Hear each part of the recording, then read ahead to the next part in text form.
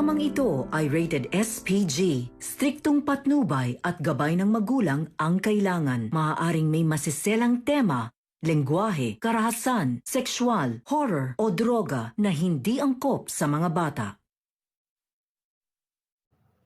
Parating na sa Apex ang bagong kontrabida sa buhay ng pamilya Tanyag. Alamin natin. Welcome back sa aking channel. Mga kaganapan sa abot kamay na pangarap. Napaka-intense nga ng mga kaganapan sa abot kamay na pangarap. Naudyukan ni Madam Chantal si Zoe na magalit kay Annalyn at sisihin si Annalyn sa lahat ng masasamang nangyari sa kanya matapos niyang painumin ito ng gamot. Dahil si Annalyn daw ang may kasalanan ng lahat. Sinabihan ni Madam Chantal si Zoe na tetestigo pa daw itong si Annalyn para mapakulong si Zoe ni Giselle. Kaya naman, lalong nag-init ang ulo at kumulo ang dugo nitong si Zoe. Tumayo siya bigla para sugurin si Annalyn. Kunwari naman na inaawat siya ni Madam Chantal. Pero ang totoo, tuwang-tuwa ito na aawayin at susugurin ni Zoe si Annalyn. Maya-maya, paglabas ni Zoe ng kwarto niya, sakto naman na nakita niya itong si Annalyn. Kaya tinawag niya ito at inaway. Hindi pa nakakarami ang sinasabi ni Zoe, ay umepekto na ang pinainom sa kanya ni Madam Chantal. Dinugo si Zoe. Nagpanik si Zoe nang makita niyang may dugo sa hita niya. Nag-offer naman si Annalyn na dadalhin siya sa ER. Pero tumanggi si Zoe. Nagpanik si Zoe nang makita niyang may dugo sa hita niya. Sinubukan siyang tulungan ni Annalyn, pero ayaw niyang magpatulong dito. Kaya naman tinawag na lang ni Annalyn sila Nurse Evan para alalayan si Zoe. Pagbalik ni Annalyn, pinagsisigawan siya ni Madam Chantal. Sinisi siya ni Annalyn kung bakit dinugo si Zoe.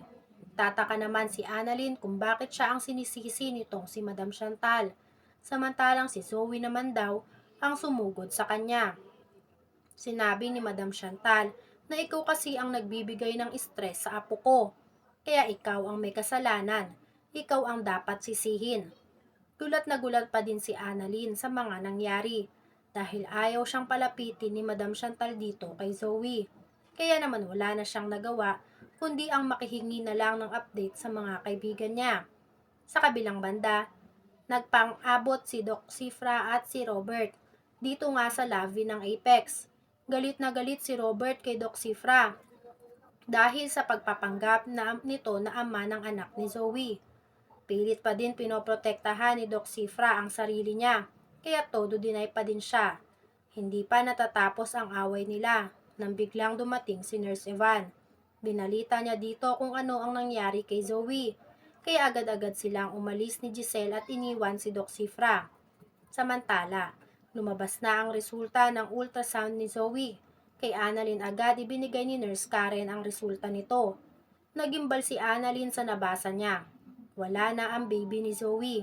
Kaya hindi alam ni Annalyn kung paano niya sasabihin yun kay Zoe.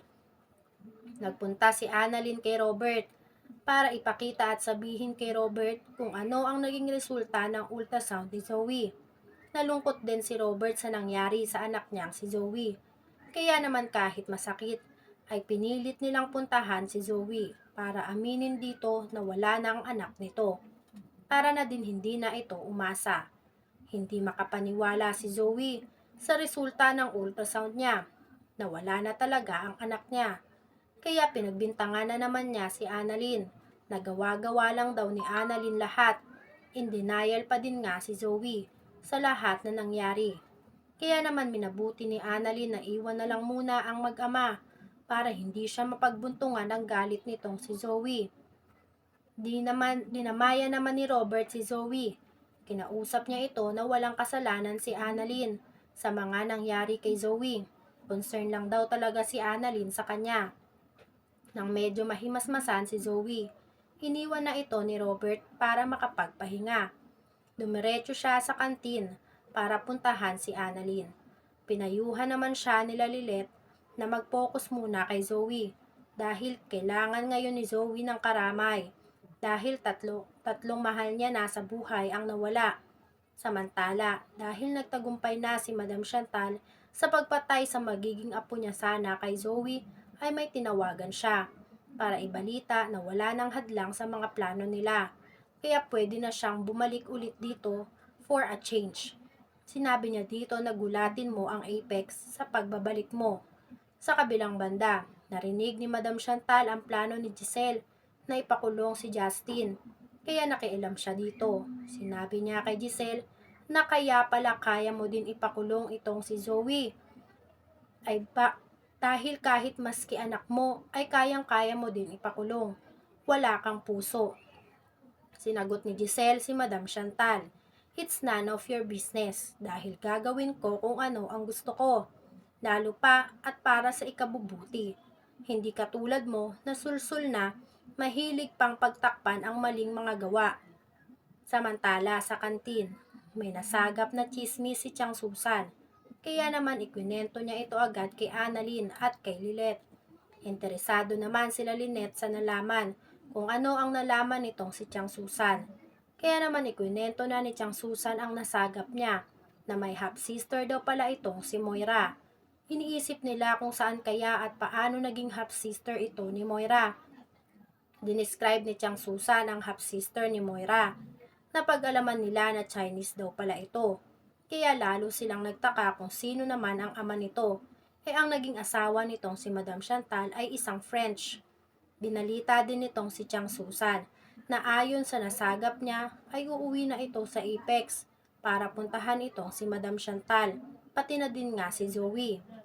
Panigurado daw na kasing ugali din ito ni Moira kung sakaling uuwi ito dito at didiretso sa Apex. Dahil for sure ay may mga away na naman kay Annalyn at kay Lynette.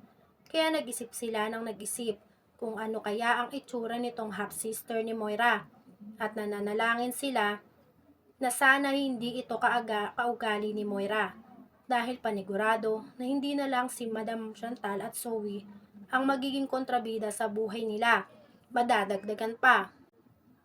Samantala, miss na nga ni Annalyn si Zoe. Gustong gusto na niya na makita si Zoe. Kaya nagpunta siya kay Robert para itanong kung kamusta na si Zoe at kung pwede niya ba nga itong puntahan. Sinabi ni Robert na time will heal anak. Hayaan mo munang makalimot si Zoe. Nagte-therapy naman na siya kaya ibabalik din siya sa dati. Pero dahil matigas nga ang ulo nitong si Annalyn, pumunta pa din siya sa kwarto ni Zoe para kamustahin ang kalagayan nito. Wala sa katinuan si Zoe, hindi siya pinapansin nito. Kung ano-ano ang iniisip ni Zoe.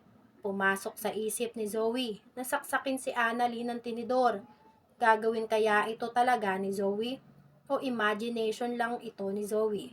Yan nga ang mga kaganapan at mga dapat nating abangan dito sa Abot Kamay na Pangarap. Kung gusto nyo pa ng magantong klaseng video, ay mag-subscribe at i-like itong video na to. Maraming salamat po. I got you!